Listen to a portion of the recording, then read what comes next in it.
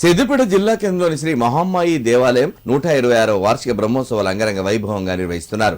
బ్రహ్మోత్సవాలలో భాగంగా అఖండ శతచండీ మహాయాగం, సామూహిక కుంకుమార్చన కార్యక్రమాలు జరిపారు. సామూహిక కుంకుమార్చన కార్యక్రమంలో మహిళలు పెద్ద ఎత్తున పాల్గొని మహమ్మాయి దేవిని పూజించారు. భక్తులకు సరిపడా అన్ని రకాల ఏర్పాట్లను ఆలయ కమిటీ సభ్యులు చేపట్టారు. కాగా ఈ ఉత్సవాలు జనవరి 27న మొదలై ఫిబ్రవరి 7న పూర్ణాహుతితో ముగియనున్నాయి.